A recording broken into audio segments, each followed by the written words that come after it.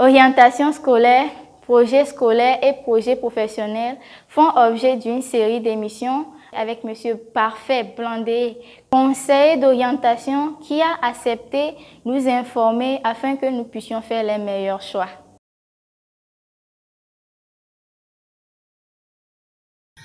Vos notes scolaires, les performances scolaires, c'est l'élément important et incontournable parce que c'est sur la base de ces notes-là que vous serez jugé.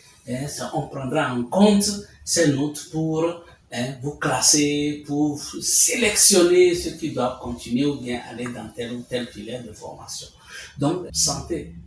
Votre santé est primordiale pour planifier. La planification de ce projet scolaire prend en compte votre état de santé.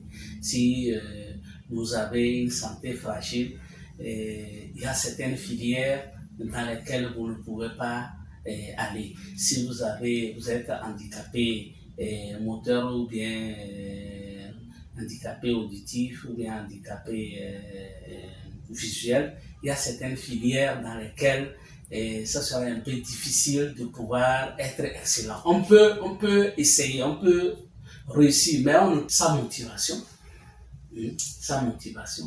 qu'est-ce qui me motive à aller vers là?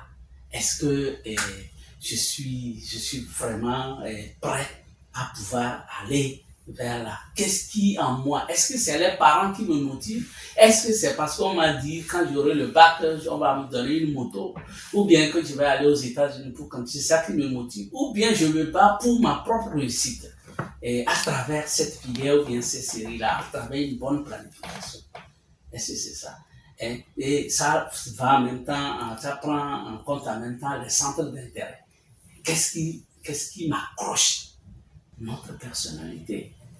Oui, je fais mon projet et je sais qu'il y a plus tard, quand je vais aller vers certaines filières de formation, on va exiger de moi que je fasse ceci ou ceci ou cela, mais je ne pourrai pas le faire ou bien j'aurai des difficultés à le faire, ce qui va agir sur mes performances scolaires et je n'aurai pas des bonnes notes comme il faut et par la suite, je ne serai pas pour certains concours, pour le recrutement, j'aurai des difficultés. Si vous voyez. La vie des parents, il faut prendre en compte son vœu. Qu'est-ce qu'il veut concrètement pour vous? Et si vous n'êtes pas d'accord, les deux, alors là, vous commencez déjà par avoir un consensus en discutant et en argumentant, en collectant les informations suffisamment, vous aurez, ou en rencontrant des conseillers d'orientation. Les moyens des parents, il faut prendre ça en compte pour une bonne planification de son projet scolaire. Est-ce qu'il faut se déplacer ou bien changer? J'ai les aptitudes nécessaires pour pouvoir faire la telle série, mais je n'ai pas ça dans mon environnement. Est-ce qu'il faut se déplacer? C'est ça qui amène des fois les gens à se déplacer. La nationalité est un élément important qu'il faut prendre en compte dans son projet scolaire dès l'entrée en seconde. Dès qu'on met le pied en seconde, qu'on commence par apprêter les documents nécessaires. C'est quoi en fait? C'est le projet professionnel. Comme je l'avais dit la fois dernière, le projet en lui-même c'est une planification. Et cette planification, lorsqu'elle est en lien avec un métier, une formation, un métier ou bien une profession dans laquelle on veut se retrouver plus tard, on parle de projet professionnel. Et les éléments essentiels à prendre en compte, comme je l'ai dit que c'est en lien avec le projet scolaire, l'élément fondamental, c'est bien sûr la formation, le choix de la formation dans laquelle on veut se faire former.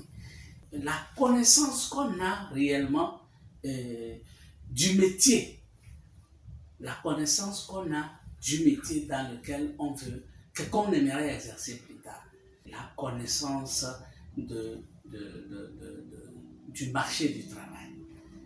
C'est la connaissance du marché du travail. Si tu ne connais pas que vaut la filière dans laquelle tu vas, c'est-à-dire que le métier qui est lié à cette filière de formation, que vaut ce métier sur le marché du travail, tu vas être major de ta promotion et puis devenir chômeur oui, la politique en matière d'emploi, mais je crois que l'Agence nationale pour l'emploi au Togo fait ce travail-là.